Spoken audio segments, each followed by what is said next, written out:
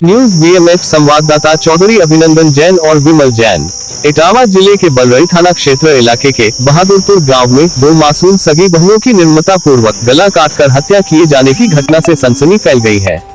स्कूली छात्राओं की हत्या उनके घर के भीतर ही आखिरकार किसने कर दी है, इस बात का सुराग लगाने में पुलिस की कई टीम सक्रिय बनी हुई है, लेकिन फिलहाल पुलिस अभी किसी ठोस नतीजे पर नहीं पहुंची है।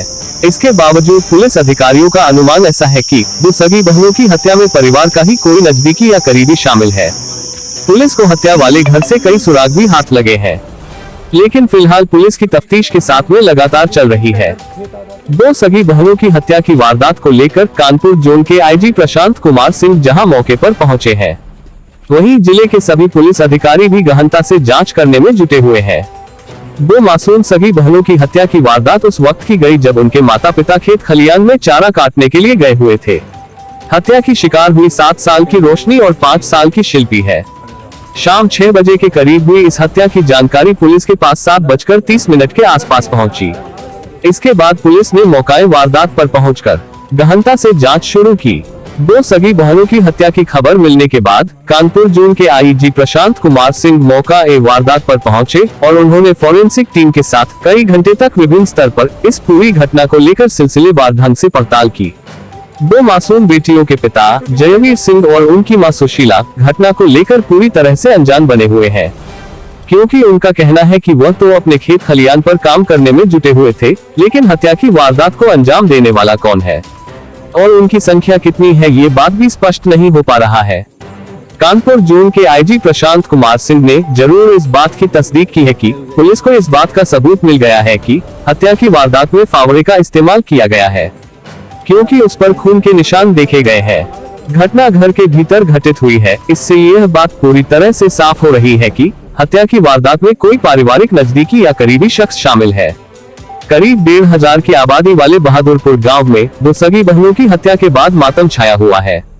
हत्या की शिकार हुई बेटियों की मां सुशीला से बात की गई।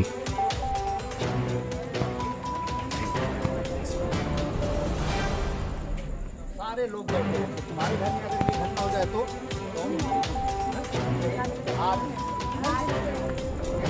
कौन है प्रखर गर्ग? पुलिस वाले खंगालने लगे इतिहास। बांके बिहारी मंदिर कॉरिडोर निर्माण के लिए 510 करोड़ रुपए एकत्र कराने के लिए आगरा के बिल्डर प्रखर गर्ग ने हाईकोर्ट में अर्जी दी। इसके बाद से प्रखर गर्ग की एक बार फिर चर्चा शुरू हो गई है।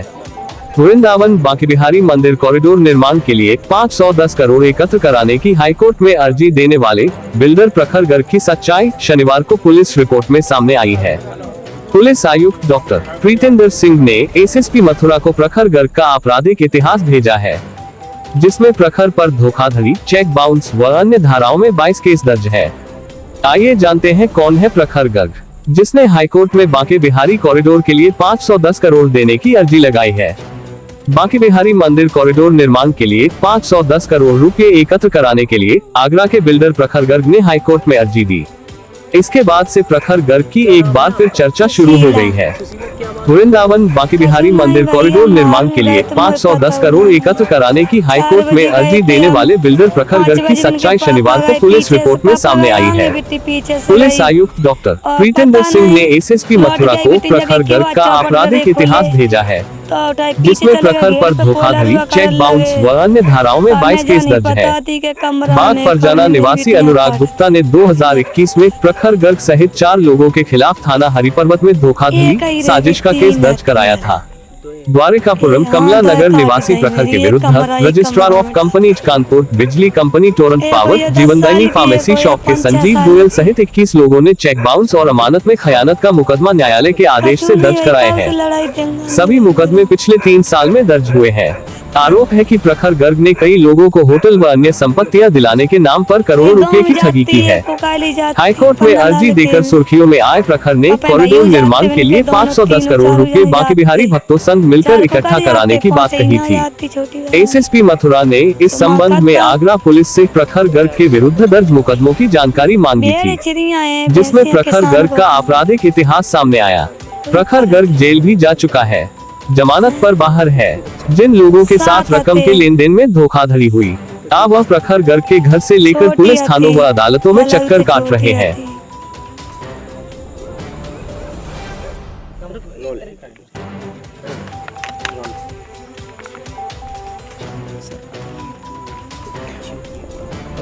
यहाँ ग्राम बहादुरपुर थाना बलरई इटावा में ये गांव के अंदर मकान है और गांव के सभी लोग काम कर रहे थे। इस बीच में 5:30 और 7 के बीच की घटना बताई जा रही है जब 2 बच्चियों की हत्या हुई है और घर के अंदर हुई है। और कैसी हुई है उस मामले में हम लोग फोरेंसिक एविडेंसेस कलेक्ट कर रहे हैं और अतिशीघ्र इस घटना का अनावरण कर देंगे। दोनों बच्चियां छोटी हैं और ये जो कोई इसमें सेक्सुअल असॉल्ट नहीं है, किसी प्रकार का कोई सेक्सुअल असॉल्ट नहीं है।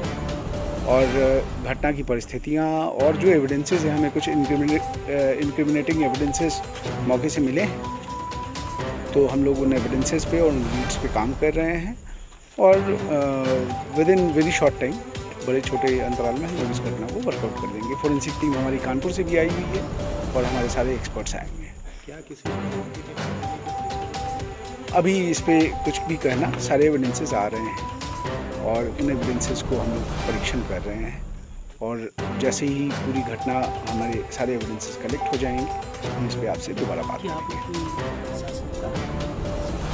नहीं, इस घटना तो गांव के अंदर की है, बीच गांव की है। जब सारा गांव एक्टिव था तो उस समय कैसे घटना घटी है, क्या घटना घटी है, तो इसमें कोई प्रशासनिक बात नहीं है। और मेन है कि हमें घटना का मोटिव और घटना का वर्कआउट और जो एक्यूज इन्वॉल्व हैं उनको पकड़ना है। उसके लिए जितनी हमारी टीम्स फोरेंसिक की हैं वो लगी हुई हैं और फोरेंसिक इंक्रिमिनेटिंग एविडेंसेस हम लोगों को मिल गए हैं। कौन से हत्या? और फावड़े से लक्षित अभी उस पर कुछ भी बोलना ठीक, मतलब वो एक एविडेंस का पार्ट है, तो अभी बात करना ठीक है।